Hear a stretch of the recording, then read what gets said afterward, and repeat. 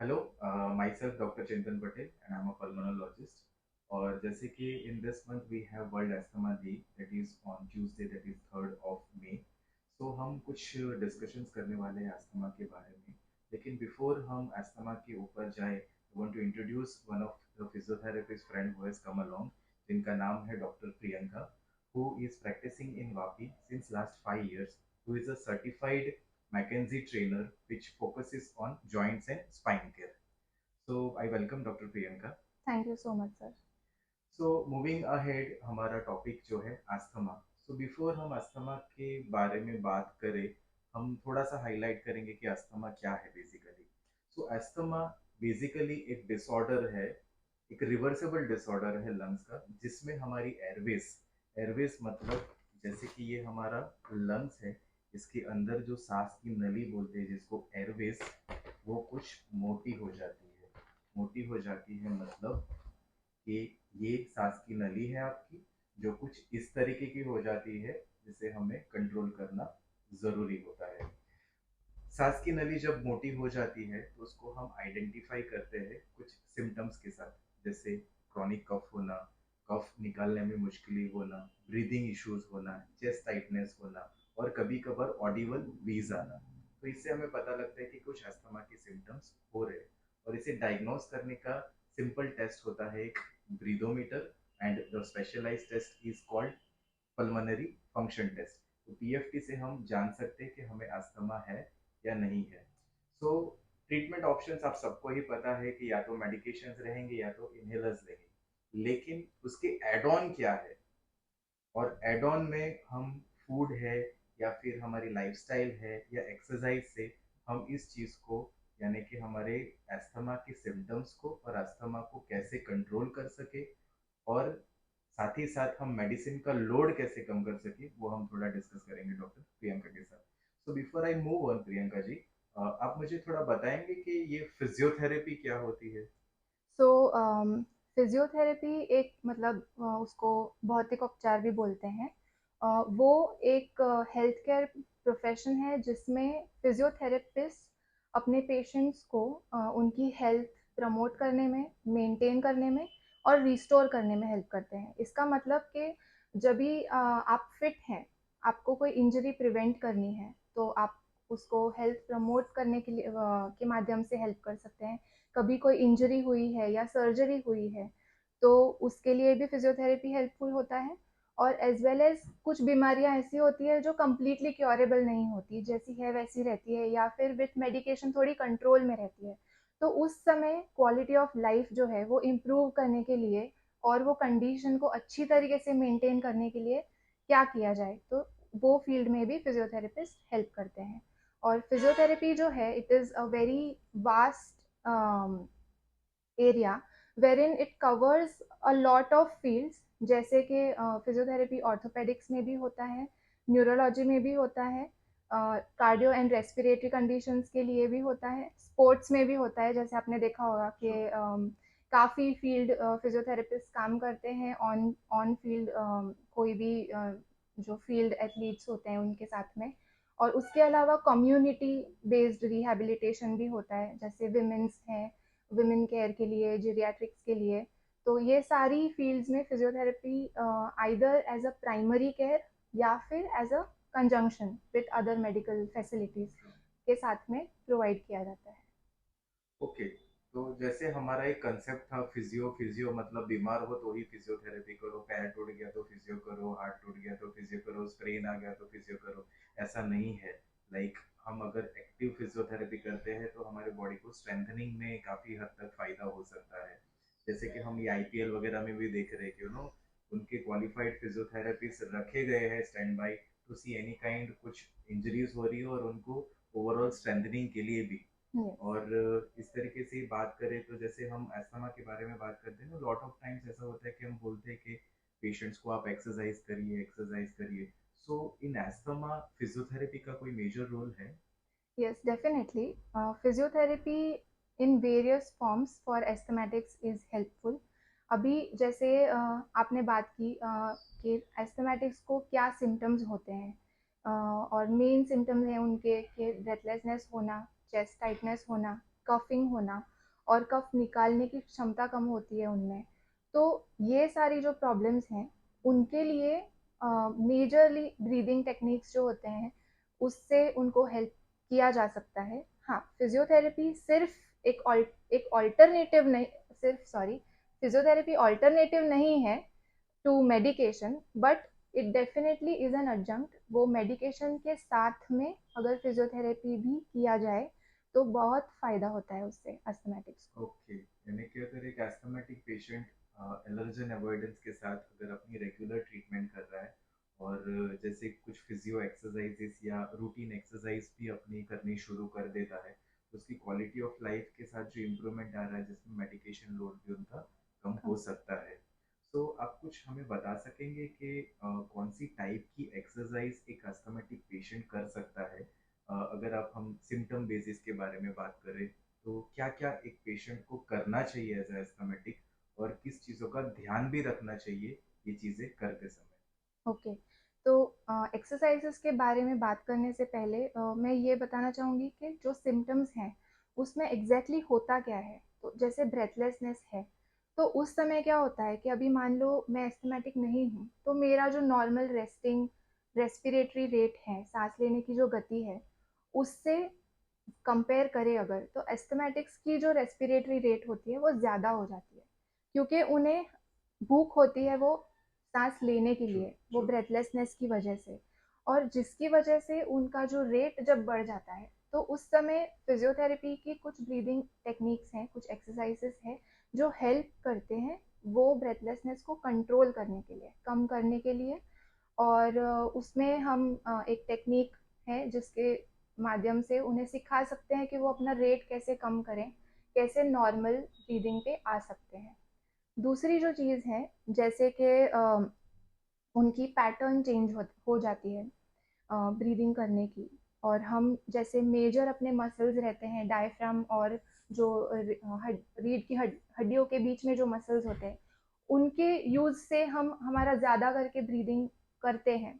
लेकिन अस्थमैटिक्स जो है उनका पैटर्न चेंज हो जाता है इस तरह से कि वो सारे मसल्स जो है उस पर वो कम लोड दें, और ओके, दूसरी मसल्स जो होती है हमारी नेक की मसल्स है वो सारे ज़्यादा यूज़ करना स्टार्ट कर देते हैं। तो उसे भी हम कैसे रीट्रेन कर सकते हैं, हम diaphragmatic breathing, intercostal muscle breathing, ये सब कैसे वापस उनको सिखा सकें, इसकी भी टेक्निक्स हैं। जैसे हम डायफ्रेगमेटिक ब्रीदिंग एक्सरसाइजेस बोलते हैं, पर्स लिप ब्रीदिंग एक्सरसाइजेस बोलते हैं। तो उस तरह से हम डेफिनेटली उनको अलग अलग ब्रीदिंग मेथड से ट्रेन कर सकते हैं कि ब्रीदिंग कैसे कंट्रोल किया जाए और वापस कैसे उन्हें नॉर्मल पैटर्न में लाया जाए। तीसरी जो चीज़ है कि कफ आना, दूसरा एक सिम्टम है इसमें, कि कफ इजीली निकाल नहीं पाते हैं।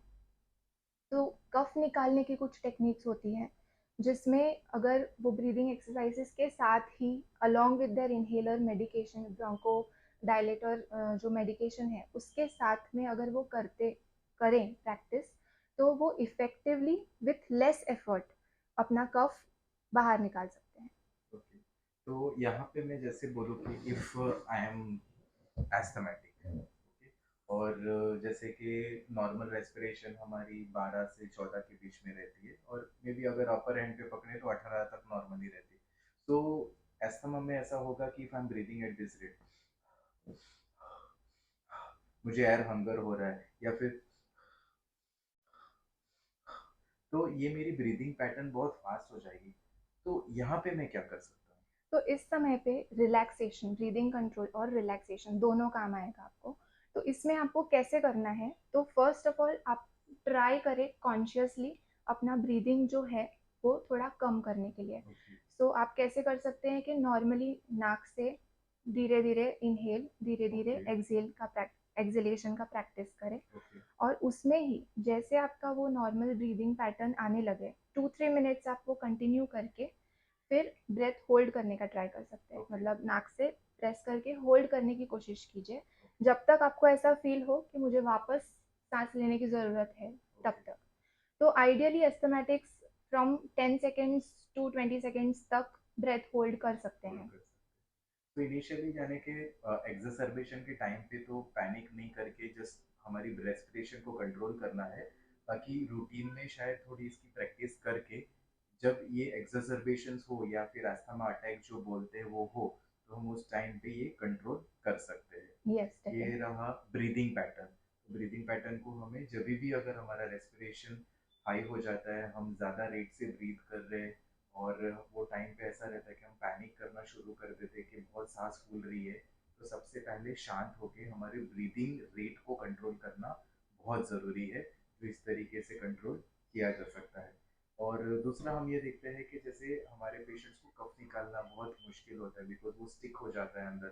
तो उनका एक कॉमन कंप्लेन रहती है कि हम किस तरीके से वो चेस्ट टाइटनेस के अंदर जो कफ जमा है उसको हम निकालें। तो यहाँ पे जैसे आपने एयरवे क्लियरेंस की बात करी थी, तो यहाँ पे किस तरीके से हम निकाल सकते हैं, क्या टेक्निक होगी इसके लिए? Yes. So even airway clearance के लिए जो ब्रीदिंग टेक्निक है, first of all breathing control कीजिए।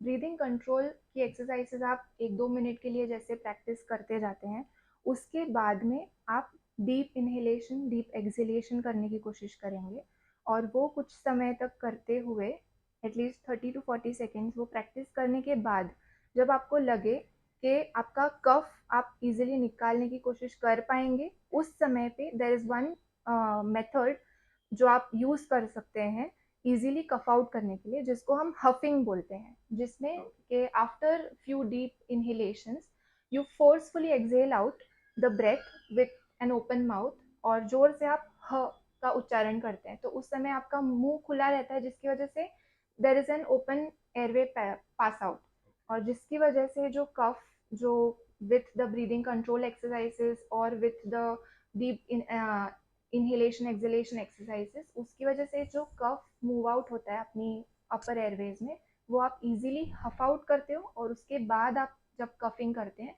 तो आप इजीली उसको बाहर निकाल सकते हैं। मुझे सिर्फ आप बताएंगे एक बार कि किस तरीके से करते हैं ये? श्योर। तो सबसे पहले ब्रीदिंग कंट्रोल, जिसमें नेजल ब्रीदिंग करेंगे normally, tidal okay. Volume. Okay. तो उसमें आप normal okay. Inhalation and normal okay. Exhalation, okay. उसके बाद ये कुछ प्रैक्टिस करने के बाद में you take a deep inhalation, okay. Try to fill in as much as you can, okay. और डीप एक्सहेलेशन। ओके। ये मेथड वापस आप रिपीट करते जाएंगे,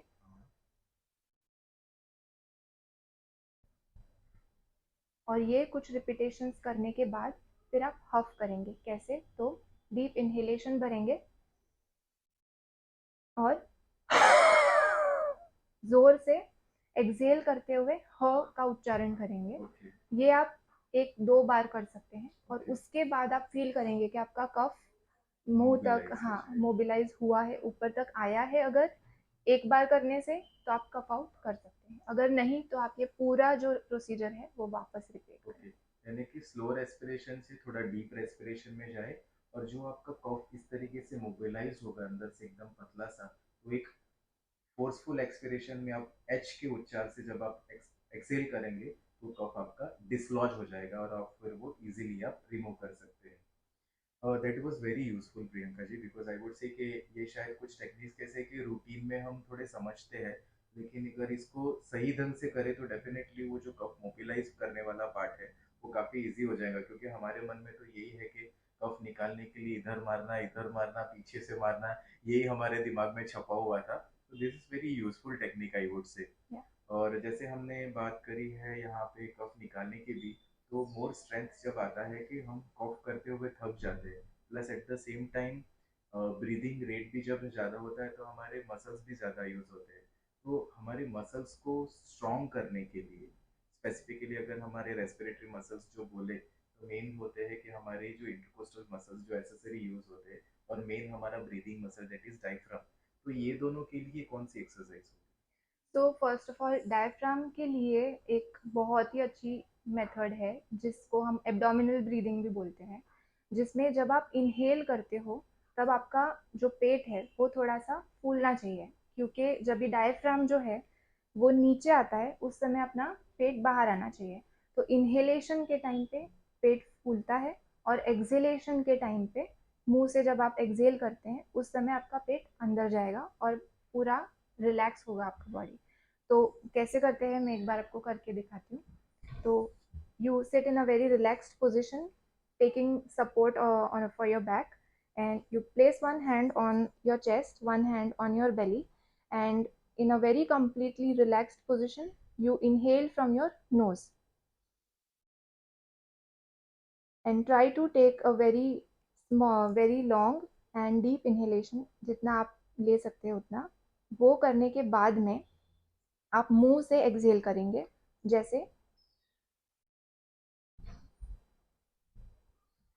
और इसमें आपने देखा होगा कि जब मैंने इनहेल किया मेरा एब्डोमेन और चेस्ट दोनों बाहर की तरफ आता है, राइट। और जब ये एक्सहेल करेंगे तभी दोनों अंदर जाएगा। तो इस तरह से आप डायफ्राम को, जो मेन अपना ब्रीदिंग मसल है, उसको ट्रेन कर सकते हैं, वापस रीट्रेन कर सकते हैं कि वो पैटर्न कैसे आप नॉर्मलाइज कर सके अपने ब्रीदिंग के।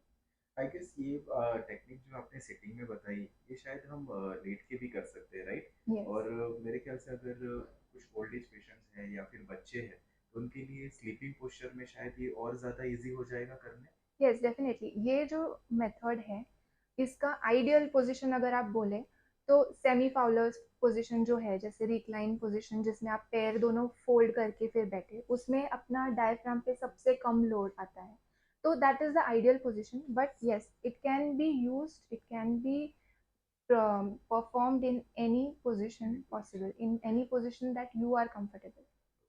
यानी कि कंफर्टेबल में पोजीशन जाके, अगर आपको सिटिंग पोस्चर अगर कंफर्टेबल लगता है सिटिंग, अगर सेमी रिकम्बेंट बोले तो जैसे हम हॉस्पिटल बेड्स देखते हैं कि थोड़े से 45 डिग्रीज वाले रहते हैं वो पोजीशन में, या फिर और कंफर्टेबल होना चाहते हैं तो आप फर्श पे या बेड पे लेट के इजीली अपना हाथ चेस्ट पे और एब्डोमेन पे रख के आपकी ब्रीदिंग को मोर एब्डोमेन साइड से करके बेली को बाहर पुश करे और अंदर ले, इनहेलेशन एक्सहेलेशन पे would be the correct method to Right. Do. बहुत बढ़िया। This is something very important because हम देखते हैं कि अगर आपका डायफ्राम मसल अगर स्ट्रांग रहेगा तो आपको जो डायनामिक हाइपर इन्फ्लेशन हम बोलते हैं वो काफी हद तक कम कर सकते हैं। और इंटरकोस्टल मसल्स के लिए मैम कुछ एक्सरसाइजेस है? तो इंटरकोस्टल मसल्स भी इस समय हेल्प करते हैं जब आप ब्रीदिंग पैटर्न फॉलो करें अच्छी तरीके से। तो उसके लिए भी उनका एक इंस्पिरेशनल मसल ट्रेनिंग जैसे हम बोले कि उसका स्ट्रेंथ बढ़ाने के लिए, क्योंकि जब भी पैटर्न हमारी चेंज हो जाती है तो रिब हमारे इतने काम अच्छे से नहीं करते जितना नॉर्मली काम करते हैं। तो उसके लिए आप क्या कर सकते हो कि यूजुअली हम कुछ डिवाइसेस यूज़ करते हैं जिसके अगेंस्ट हमें ब्रीद इन करना है, ताकि हम थोड़ी ताकत लगा के इनहेल कर सके अपने वो मसल्स को स्ट्रॉन्ग बनाने के लिए। पर ऐसे डिवाइसेस रेडिली अगर अवेलेबल ना हो तो आप घर में ही, जैसे कोई स्ट्रॉ है, कुछ भी नैरो पाइप है, उसको मुंह में रख के उसके अंदर ब्रीद इन कर सकते हैं। तो जब भी कोई वो एयरवे पैसेज जैसे आप इनहेल करने के ट्राई करते हो from a narrow tube, then आपको ज़्यादा ताकत की ज़रूरत पड़ती है और उस समय आप अपने इंटरकॉस्टल मसल्स को एंगेज कर सकते हो और उस तरीके से आप उसको ट्रेन कर सकते हो वापस। तो ये तो आपने बहुत ही अच्छा प्रैक्टिकल टिप बता दिया, क्योंकि हर एक घर में तो लाइक है ना, स्ट्रॉन्ग मिलना is not a very big deal. और अगर आप एस्थमेटिक पेशेंट हैं, और स्पेसिफिकली मुझे लगता है कि बच्चों को अगर एक्सरसाइज करानी है या फिर ओल्ड एज एस्थमेटिक से जिनको कराना है, तो जैसे स्ट्रॉ ले लिया हमने और स्ट्रॉ से हम ब्रीथ करने की कोशिश करेंगे। तो जैसे कि हमारे अगर रिब केज की बात करें तो ये समझिए कि ये हमारे रिब्स है और इसके बीच में हमारे मसल्स है। अब ये मसल्स की हमें एक्सरसाइज करनी है तो रूटीन में ये चीज़ की नहीं होती है। ये एक्टिवेशन होगा जब हम एक्स्ट्रा एफर्ट्स डाल रहे हैं। यस, सो ये नॉर्मल ब्रीदिंग में ये मसल एक्टिव नहीं हो रहे, तो आप हमें बोल रहे हैं कि हम स्ट्रॉ से ब्रीथ करें, जहाँ पे हम एक एक्स्ट्रा एफर्ट लगाएंगे to open up this muscles and close. तो यहाँ पे ज़्यादा एक्टिवेशन मिलेगा, ज़्यादा स्ट्रेंथ होगा, and at the same time इसका जितना स्ट्रेंथनिंग होगा उतना शायद एक्सरबेशन या फिर एफर्ट डिपेंडेंट चीज़ें करनी शुरू हो जाए, तो ये मसल्स हमें ज़्यादा सपोर्ट करेंगे। Yes. So ultimately strong muscles, strong lungs, तो आपकी लंग कैपेसिटी बढ़ने ही वाली है। तो जस्ट यहाँ पे एक स्मॉल चीज़ आप बता सकते हो कि कैसे करें हम इसको स्ट्रॉ से ब्रीदिंग कैसे करना है उसमें, और कुछ साथ में कोई चीज़ों के साथ कर सके ऐसा? जैसे आपने कभी देखा होगा किसी को गेम खेलते हुए, तो पहले कुछ थर्मोकॉल के बॉल्स हो या कुछ हो, एक बाउल में निकाल के फिर वो स्ट्रॉ से आपको वो बॉल को उठाना है। तो उस समय पे आप इनहेल करोगे, वो इनहेलेशन के साथ में आप होल्ड करोगे, and then you have to expel that, you have to transfer it in another ball.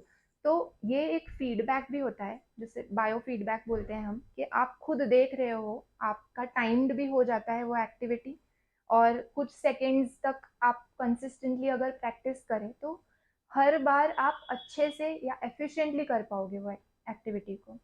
तो जैसे मैंने बताया, straw and something, some bigger object, lighter in weight, वो आप उसके सामने रखिए और उसको होल्ड करने की कोशिश कीजिए, इनहेल करके उस वो ऑब्जेक्ट को होल्ड करने की, जैसे कि थर्मोकॉल बॉल है या छोटे कुछ भी पेपर बॉल्स हैं, उसको होल्ड करके और फिर दूसरे में एक्सपेल करने की कोशिश वेरी वेरी नाइस। मुझे लगता है शायद हम बचपन में ऐसी कुछ गेम्स भी खेलते करें। थे, यस। वो एक्सीडेंटली हमें पता नहीं थी कि हम एक्सरसाइज भी कर रहे हैं और गेम भी खेल रहे हैं। तो बच्चों के लिए मेरे ख्याल से ये बहुत ही इनोवेटिव रहेगा। अगर आपके बच्चे एस्थमेटिक है तो मुझे लगता है आप ऐसी इनोवेटिव गेम्स जो रेस्पिरेटरी एक्सरसाइज के फॉर्मेट में यूज हो सकती है, आप उनको कराना शुरू कर दीजिए और आपको डेफिनेटली डिफरेंस दिखना शुरू हो जाएगा। सो ये कुछ एक्सरसाइजेस थी जिसमें हम रेस्पिरेटरी मसल्स और लंग्स पे हम ज़्यादा फोकस कर रहे हैं। बट क्या एक ओवरऑल हेल्थ भी या एंड्योरेंस भी इम्प्रूव करना ज़रूरी है? जी, बिल्कुल, क्योंकि हर एक इंसान को फिट रहने की राइट है। तो डेफ़िनेटली अस्थमैटिक्स जो है, वो भी एक अगर फिटनेस रेजीम फ़ॉलो करें, तो उनके लिए ओवरऑल उनकी क्वालिटी जो है अपनी लाइफ़ की, वो इम्प्रूव करने के लिए डेफ़िनेटली हेल्प करेगा। तो general fitness is definitely recommended for asthmatics. और क्यों? क्योंकि इसके काफ़ी फ़ायदे हैं। अगर आप एक जनरल फिटनेस रेजीम फॉलो करते हो, तो फिर आप अपना जो ब्रीदिंग पैटर्न चेंज हुआ होता है इतने समय से अस्थमा के साथ डील करते हुए, आप उसको कंट्रोल कर सकते हो। आप अपना लंग का capacity on a long term basis improve कर सकते हो। और जैसे आप सर ने बताया था पहले भी, कि मेडिकेशन का और इनहेलर डिपेंडेंसी जो है उसका यूज़ जितना आपको पड़ता है नॉर्मली, वो आपका कम होता जाएगा with a fitness regime. Definitely, that is very well taken. जैसे मेरा भी ये मानना है कि सिर्फ लंग्स की एक्सरसाइज करके आप लंग्स को तो डेफिनेटली इम्प्रूव करोगे, लेकिन जैसे कि हम उसको क्वांटिफाई कैसे करते हैं कि जैसे हमारे ब्रीदिंग स्किल्स में भी होते हैं, तो हम चीज़ों को ग्रेडेड फॉर्मेट में देखते हैं। तो यहाँ पे यही है कि आपने रेस्पिरेटरी मसल्स एक्सरसाइज कर ली, लंग्स कैपेसिटी बढ़ा ली, आपका पीएफटी भी इम्प्रूव हो रहा है, लेकिन as soon as you start moving, या आप स्टेयरकेस क्लाइंब करना शुरू करते हैं, या फिर आपने थोड़ा स्पीड में चल रही है, या फिर एक स्ट्राइड हमें दौड़ना भी पड़ा, तो हमें ब्रीदिंग डिफिकल्टी होने लग जाती है and we feel that we are short of breath. तो यहाँ पे लोअर लिम्ब यानी हमारे पैर की भी एक्सरसाइज इंपॉर्टेंट है, और वी शुड जस्ट डिपेंड कि हमने ये पार्ट कर लिया है तो ये पार्ट ऑटोमेटिक इम्प्रूव हो जाएगा, ऐसा है? ये एक बहुत अच्छा पॉइंट है, क्योंकि मेरा ऐसा मानना है कि जो बॉडी पार्ट अफेक्टेड है, सिर्फ उसी पे फोकस करना ज़रूरी नहीं होता, बट पूरे इंसान, पूरा बॉडी जो है, उसके ऊपर फोकस करना बहुत ज़रूरी होता है। तो उस हिसाब से अगर हम देखें, तो डेफिनेटली, क्योंकि हम जब चलते हैं, हम दूसरे जब काम करते हैं, उस समय हमें बहुत एनर्जी की ज़रूरत होती है। और वो एनर्जी कहाँ से आती है? तो हम ब्रीदिंग करते हैं, हमारा हार्ट पंप करता है वहाँ से। तो अगर हम हमारा हार्ट एज वेल एज हमारे लंग्स को स्ट्रॉन्ग रखेंगे, तो ही हम वो एक्टिविटीज़ कर पाएंगे। तो जब हम फिटनेस या फिर उसको एरोबिक एक्सरसाइजेस भी बोलते हैं, तो एरोबिक एक्टिविटीज़ हैं, स्ट्रेंथनिंग है, वो सब अगर करने लगें, तो हम इनडायरेक्टली अपनी लंग की कैपेसिटी तो बढ़ा ही रहे हैं, but at the same time आपको, आपने जैसे बताया कि हमारे लोअर लिम्ब, हमारे अपर लिम्ब, दोनों की स्ट्रेंथ अच्छी खासी बढ़नी चाहिए, सो दैट आपके लिए आपकी डेली लिविंग एक्टिविटीज़ जो है, रोज़ाना जो आपको काम करना पड़ता है, और उसके अलावा भी कुछ अगर आपको एक्स्ट्रा काम करना है, अगर आपको कहीं पे बाहर जाना है, सोशलाइज करना है, तो आप वो इजीली विदाउट लो डिपेंडेंसी किसी पे निर्भर करके नहीं, अपने आप से इंडिपेंडेंटली कर पाओ, और जिसकी वजह से आपका क्वालिटी ऑफ लाइफ इम्प्रूव होगा। बिल्कुल, जैसे आपने क्वालिटी ऑफ लाइफ की बात कही है, तो एस्थमेटिक पेशेंट्स के लिए आप क्वालिटी ऑफ लाइफ किसको जस्टिफाई करेंगे, क्योंकि उसके बहुत सारे डेफिनेशंस है। और फिजियोथेरेपी का क्वालिटी ऑफ लाइफ में एक एस्थमेटिक पेशेंट पे कैसे इम्पैक्ट पड़ता है? तो एक अस्थमैटिक के लिए गुड क्वालिटी ऑफ लाइफ का मतलब क्या होता है, मतलब कि वो एक अपनी डेली लिविंग एक्टिविटीज़ जो है रूटीन में, वो जो जो भी कुछ करते हैं वो इजीली कर पाए, इफ़ेक्टिवली कर पाए। और उसके अलावा जो भी एक्टिविटीज़ उनको दूसरी अदर देन द रूटीन भी कुछ करना हो, जैसे कभी भाग लिया, कभी कुछ सोशलाइजिंग कर लिया, तो वो अच्छे से कर पाए, डिपेंडेंसी कम करके। एंड ओवरऑल उनका मेडिकेशन इन्हेलर का यूज़ भी अगर कम होते जाता है, तो वो उनके लिए, मतलब वो खुशी से विथ सेटिस्फैक्शन जब अपनी लाइफ लीड कर सकते हैं, that is a good quality of life for an asthmatic. And as a physio, from a physio point of view, how does it impact an asthmatic for the quality of life? It means कि जैसे हमने already अब तक जो भी बोला है कि ब्रीदिंग एक्सरसाइजेज हैं उनके लंग्स को इम्प्रूव करने के लिए, कैपेसिटी इम्प्रूव करने के लिए, तो ओवरऑल फिटनेस एक्सरसाइजेज करने के साथ में अगर वो ये सब फॉलो करते हैं एटलीस्ट, तो वो एक अच्छी लाइफ लीड कर सकते हैं। बिल्कुल। तो यहाँ पे जैसे कि मेडिकेशंस इन्हेलर जो है वो अस्थमा को कंट्रोल करने में मदद करेंगे, eight the same time lung function भी इम्प्रूव होगा।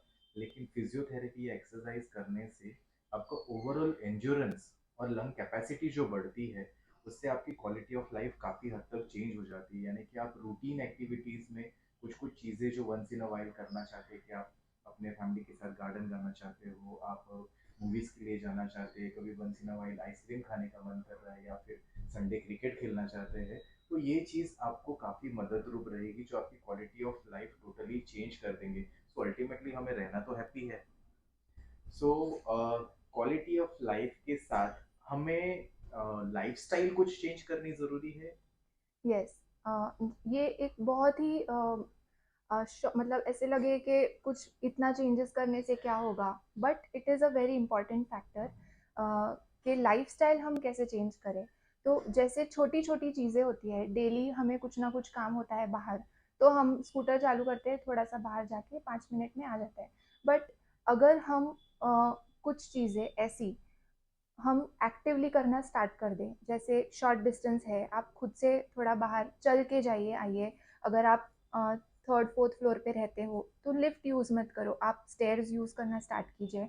जितना आप एक्टिव रहोगे उतना आप ऑन अ डेली बेसिस अच्छा स्ट्रेंथ मेंटेन कर सकते हो, अपने लंग्स का कैपेसिटी मेंटेन कर सकते हो, रादर देन सिर्फ एक सीडेंटरी लाइफ, बैठा मतलब बैठा हुआ जीवन बिल्कुल बिल्कुल। पास करने हमें एक के सेडेंट्री कंपैरिजन में। लाइफस्टाइल में से निकल के हमें एक मूवमेंट वाली लाइफ में आना है, जहाँ पे हम रूटीनली छोटी छोटी चीजें, जैसे टीपे टीपे सरोवर भरा है, तो यही चीज है इनकी, कि हम एक्टिविटीज करना शुरू कर दे, कि पानी का ग्लास खुद से ले ले, स्टेयरकेस यूज करना शुरू करें लिफ्ट की जगह पे। अगर हमें कोई चीज लेने जानी है बाजार में, शॉर्ट डिस्टेंस है, तो हम चल के चले जाए, ना कि व्हीकल यूज करें। इनफैक्ट अगर हम मार्केट जा रहे हैं तो गाड़ी अपनी व्हीकल को दूर पार्क करके थोड़ा वॉक कर ले। तो ये कुछ कुछ माइनर चेंजेस है जो करना शुरू करेंगे तो बहुत इम्पैक्ट करेगा। In fact the people who are working professionals की मैं बात करूँ, जो ज़्यादा बैठते हैं, उनके लिए भी है कि ऑफिस में वो हर घंटे पे थोड़ा मूवमेंट कर ले, चेयर पे बैठे बैठे कुछ काफ की या ब्रीदिंग एक्सरसाइज कर ले। तो वो एक जो रहता है ना क्रक्स पॉइंट, हमारे पास टाइम नहीं है एक्सरसाइज करने के लिए, तो आप शायद क्वालिटी ऑफ लाइफ भी थोड़ा एक्टिव कर दोगे लाइफ को, तो बहुत चेंजेस आपको देखने शुरू हो जाएंगे। ये है कि बहुत हमारा सबसे बड़ा क्वेश्चन यही रहता है कि चलो मान लिया कि हमको एक्सरसाइज करनी है, लेकिन हम एक्सरसाइज करें कब? क्या हम मेडिकेशंस के पहले करें या मेडिकेशंस के बाद करें? सो यस, बिकॉज फिजियोथेरेपी जो है, एक्सरसाइज पॉइंट ऑफ व्यू है जो पूरा, it is an adjunct to the medicine. So आपको मेडिसिन डेफिनेटली लेनी है। जब आप अपने ब्रोंकोडायलेटर्स लोगे तो उस समय पे आपके सिम्टम्स बहुत लो होंगे, आप ऑलमोस्ट नॉर्मल फील करेंगे, और उस समय पे आपका लंग फंक्शन भी बहुत अच्छा इम्प्रूव हो जाता है। तो after taking the medication, after 15-20 minutes of that, you can start exercising, and उस समय पे आप बहुत एफिशिएंटली वर्कआउट कर पाओगे। ओके, मतलब कि आप एक्सरसाइज जो है वो एक एफर्ट डिपेंडेंट चीज है।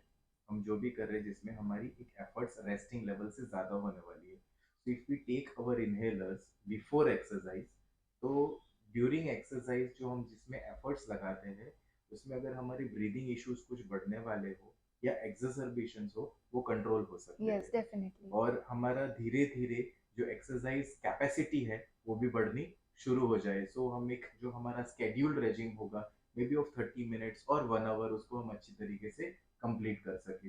Very nice ma'am. और हाउ मच, यानी कि कितने लंबे समय तक हमें एक्सरसाइज करनी जरूरी है? जैसे हमने पहले भी बात करी है कि ट्रीटमेंट तो है ही, और फिजियो या एक्सरसाइज एक एडजंक्ट है, उसका एक अलाइड पार्ट है जिससे हम क्वालिटी ऑफ लाइफ इंप्रूव कर रहे हैं। तो हमें कब तक उस चीज को करना है और कब तक हम करते रहेंगे तो हमें चेंजेस दिखने शुरू होंगे, और कब हमारी मेडिसिन से हम क्या छुटकारा पा सकते हैं? तो ये बहुत अच्छा क्वेश्चन है आपका, कि लोगों को ऐसा लगता है कि अभी मेडिसिन से हम ठीक हैं, तो फिर क्यों कुछ करना है, एक्स्ट्रा मेहनत क्यों करनी है अगर हम ऐसे ही ठीक है तो अभी इतनी जो हमने बात की है अब तक, सारी ब्रीदिंग एक्सरसाइजेज हैं, फिटनेस है, ये सब अगर आप consistently at least for a period of 3 months continue करोगे, तब आपको कुछ सिग्निफिकेंट चेंज दिखेगा अपने लाइफस्टाइल में और अपनी कैपेसिटीज़ में। और ये आपको कब तक करना चाहिए, तो हाँ, ये आप जितना लाइफ लॉन्ग करेंगे उतना आपके लिए बेटर है, क्योंकि ऐसा नहीं है कि आपने एक पर्टिकुलर टाइम फ्रेम के लिए किया, 3 मंथ 6 मंथ्स किया और फिर आप बैठ गए वापस जैसे थे वैसे। तो ऐसा नहीं, it is not going to work out this way. आपको कंसिस्टेंटली करते रहना है, आपकी कैपेसिटी पे इम्प्रूव करते रहना है, उतना ही आप बेटर होते जाएंगे। Okay, the more the better, the longer the better. Very nice. यहाँ पे मुझे एक चीज़ ये याद आती है कि जैसे asthma is one of the non communicable disease, और अभी देखा जाए तो जैसे जैसे इन्फेक्शंस ओवर द नेशन कम होते जा रहे हैं, तो non communicable diseases are rising. और जिसमें अस्थमा भी हम देख रहे हैं कि नॉट ओनली एडल्ट्स पर बच्चों में भी अभी ज़्यादा पाया जा रहा है। और ऐसा एक्सपेक्ट किया जा रहा है कि by next 2 decades, that is by 2040 और 2045, ये ऑलमोस्ट डबल अप हो जाएंगे। तो यहाँ पे अगर हम क्वालिटी ऑफ लाइफ इंप्रूव नहीं कर रहे, हम हमारी लाइफस्टाइल चेंज नहीं कर रहे जैसे मैम ने कहा है, तो ये बहुत बड़ा economic burden not only family पे आएगा बट पूरे नेशन पे भी रहेगा और वर्ल्ड पे भी रहेगा, क्योंकि बहुत सारा कैपिटल इसमें यूज होता है। हमारी मेडिसिन में पैसे लग रहे हैं, हम जो भी एब्सेंटिज्म हो रहा है ड्यू टू एस्थमा अनकंट्रोल होने की वजह से, हम वर्क स्पेस पे नहीं जा रहे या फिर हम स्कूल नहीं जा पा रहे हैं और काम नहीं कर पा रहे, तो फाइनेंशियल लॉस भी बहुत हो रहा है विथ मेडिसिन का जो लोड पड़ रहा है उसके साथ। तो इकोनॉमिकल बर्डन को कम करने के लिए भी हमें एक्टिव लाइफ को डेफिनेटली चूज करना चाहिए। मैम, यहाँ पे आप एक टेक होम मैसेज क्या देना चाहते हैं हमारे व्यूअर्स को, जिससे वो समझे कि एस्थमा कंट्रोल करना जितना इम्पोर्टेंट है, और आपकी बातों से जो उनको एक मैसेज मिल रहा है कि एक्टिव लाइफ भी रहना बहुत ज़रूरी है, तो क्या आप एक मैसेज क्या देना चाहते हैं? मेरा मैसेज बहुत ही शॉर्ट है, और वो है, मूवमेंट इज़ लाइफ। आप जितना मूव करोगे, जितना अच्छा कर पाओगे अपने लिए, उतना आप स्ट्रांग और हेल्दी रह पाओगे। मूवमेंट, चलते रहिए, मतलब खुद की बॉडी को मूव करते रहिए हर एक सिचुएशन में। बिकॉज अगर आप मूव नहीं करोगे तो आपका पूरा बॉडी जो है एक पत्थर के जैसे जाम हो जाने वाला है, और हमें कोई मूर्ति नहीं बनना है, हमें एक्टिव ही रहना है। तो सर, आप सिर्फ वॉकिंग की ही बात कर रहे हैं, सिर्फ मूवमेंट की ही बात कर रहे हैं, बट मैं ये बताना चाहूँगी कि अस्थमेटिक्स जो है वो रनिंग भी कर सकते हैं और हाई लेवल स्पोर्ट एक्टिविटीज़ भी कर सकते हैं। जैसे आप सबको पता है डेविड बेकहम के बारे में, he is a very good footballer and he is an asthmatic. तो अगर आप ये एग्जाम्पल अपने सामने रखें, तो आप डेफिनेटली अपने लेवल्स सेट कर सकते हैं अपने लिए, और आप हाई ड्रीम्स भी रख सकते हैं कि आपको अगर कुछ even recreational point of view से भी स्विमिंग है या फिर रनिंग है, ऐसा कुछ करना है, तो आप डेफिनेटली वो एक्टिविटी टेकअप कर सकते हैं अपने लिए। और इसीलिए मैं बोलूँगी कि डरना नहीं चाहिए, कि अगर आपको वापस कुछ एक्सरबेशन हो गया, एक्सरसाइज करते वक्त कुछ तकलीफ हो गई, तो क्या होगा। इसीलिए ही तभी ही उसी सिचुएशन में फिजियोथेरेपिस्ट आपको हेल्प कर पाएंगे, आपके नीड्स और रिक्वायरमेंट्स के हिसाब से आपको वर्कआउट कैसे करना है, कहाँ से शुरू करना है, कितना शुरू करना है, अगर आप बिगिनर हो तो क्या करना चाहिए क्या नहीं, ये सब जो है वो आप अपने थेरेपिस्ट से और अपने डॉक्टर से डिस्कस कर सकते हैं और फिर आगे बढ़ सकते हैं। ये आपने मूवमेंट में दौड़ने वाली बात बड़ी अच्छी करी है, बिकॉज बहुत लोगों को ये फियर रहता है कि एक्सरसाइज तक तो ठीक है, लेकिन हाई लेवल एक्टिविटीज जैसे रनिंग है, स्विमिंग है, plus eight the same time कुछ फुटबॉल खेलना, दे फाइंड इट डिफिकल्ट। तो ये आपने बहुत अच्छा पॉइंट स्ट्रेस किया है, बिकॉज हमें डरना बिल्कुल नहीं है। तो आपको एस्थमा के अगर कोई भी सिम्टम्स जो हमने बात करे हैं, the cough, the chest tightness, breathing difficulty, wheezing, ऐसे कोई भी सिम्टम्स लगे आपके डॉक्टर से कंसल्ट करिए, डायग्नोज करिए आपको एस्थमा है या नहीं, जो एक simple test, lung function test से पता चल जाता है। वंस डायग्नोज, आपकी जो भी मेडिकेशंस शुरू होती है उसको अच्छे से लीजिए। एक बार आपका अस्थमा कंट्रोल हो जाए तो आप फिजियोथेरेपी या अपने डॉक्टर से कंसल्ट करके एक एक्सरसाइज रेजिम शुरू करें। एक्सरसाइज रेजिम शुरू करने से पहले आपके कंट्रोल होना बहुत ज़रूरी है। इनहेलर्स टाइम पे लेने ज़रूरी है बिफोर एक्सरसाइज। और जैसे जैसे कंट्रोल होता जाए, आपकी क्वालिटी ऑफ लाइफ इम्प्रूव होती जाए, आपका ओवरऑल इंश्योरेंस अच्छा होता जाए, आपका लंग फंक्शन इम्प्रूव होता जाए, तो आप एक अच्छी लाइफ जी सकते हैं विथ मिनिमल मेडिसिन। और एक आप एक्सरसाइज करके अगर इतने सारे चेंजेस ला सकते हो तो हम क्यों ना करें, और अस्थमा को एक अच्छे से कंट्रोल क्यों ना करें। यस। आई गेस मैम ये बहुत अच्छा मैसेज है, movement is life. Thank you so much for sharing so much of knowledge and the correct way of doing exercises to the asthmatic patient. Thank you so much, thank you ma'am. So much sir.